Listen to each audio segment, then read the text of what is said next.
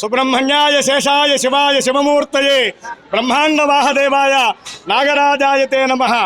మన ఆంధ్రదేశంలో ప్రముఖ పుణ్యక్షేత్రాలలో ఒకటిగా వెలుగొందుతున్నటువంటి కృష్ణా జిల్లాలో మోపిదేవిలో వెలసినటువంటి శ్రీవల్లి దేవసేన సమేత సుబ్రహ్మణ్యేశ్వర స్వామి వారి దేవస్థానం నందు సుబ్రహ్మణ్య షష్ఠి కళ్యాణ మహోత్సవాల్లో భాగంగా ఈరోజు దేవాలయ ప్రాంగణంలో దివ్య కళ్యాణ మహోత్సవం అంగరంగ వైభవోపేతంగా సుమారు 400 మంది దంపతులు ప్రత్యక్ష సేవలో ఈ కార్యక్రమం దివ్య కళ్యాణ మహోత్సవం కనులార విందుగా జరపబడింది.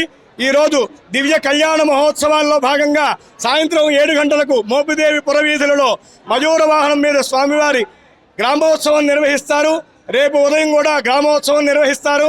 అలాగే రేపు ఉదయం 9 గంటలకు పూర్ణాహుతి కార్యక్రమం, సాయంత్రం 7 గంటల 50 నిమిషములకు పుష్పశయ్యాలంకృత పవళింపు సేవతో ఈ బ్రహ్మోత్సవ సుబ్రహ్మణ్య షష్ఠి కళ్యాణ మహోత్సవ కార్యక్రమాలు వైభవోపేతంగా జరపబడతాయి. ఈరోజు శ్రీ సుబ్రహ్మణ్యేశ్వర స్వామి వారిని సుమారుగా వేలాదిగా ఇతర రాష్ట్రాల నుండి కాకుండా దూర ప్రాంతాల నుండి కూడా స్వామిని సేవించడానికి వేలాదిగా ఈ దేవాలయానికి విచ్చేశారు. వచ్చినటువంటి భక్తులందరూ కూడా ఆనందించేటువంటి రీతిలో భక్తులందరికీ కూడా సౌకర్యాలు దేవస్థానం వారు కల్పించడం జరిగింది. సుదూర ప్రాంతాల నుండి విచ్చేసినటువంటి భక్తుల యొక్క సౌకర్యార్థం ఉచితంగా స్వామివారి అన్నప్రసాదం కూడా ఏర్పాటు చేశారు.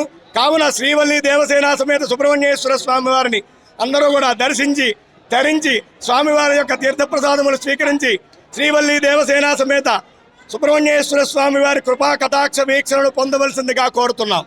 కృష్ణా జిల్లా మోపిదేవి గ్రామంలో వేంచేసి ఉన్న శ్రీ సుబ్రహ్మణ్యేశ్వర స్వామి వారి షష్ఠి కళ్యాణోత్సవాలు 6 నుండి 8వ తారీఖు వరకు జరుగుతున్నాయి.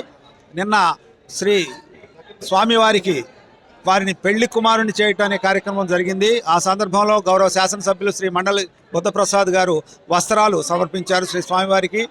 ఈరోజు దివ్య కళ్యాణ మహోత్సవం జరిగింది. ఇప్పుడే ఇక్కడ ఆ కార్యక్రమం నిర్వహించడం జరిగింది. వందలాది సంఖ్యలో భక్తులు విచ్చేసి శ్రీ స్వామివారి దివ్య కళ్యాణోత్సవాన్ని పులకించారు. ఇదే సందర్భంలో దానికి కావాల్సిన వారికి అన్నప్రసాదము తదితర అన్ని ఏర్పాట్లు కూడా టీటీడీ మండపంలో ఏర్పాటు చేయడం జరిగింది. రేపు పూర్ణాహుతి ఉంటుంది. ఇంకో పక్క దర్శనం కొనసాగుతూనే ఉంది. భక్తులందరూ కూడా ఈ కార్యక్రమాల్లో ఇప్పటికే పాల్గొన్నారు. ఇంకా వచ్చే కార్యక్రమాల్లో కూడా పాల్గొని స్వామివారిని దర్శించుకుని స్వామివారి కృపకు పాత్రులు కాగలరని తెలియజేస్తున్నాం.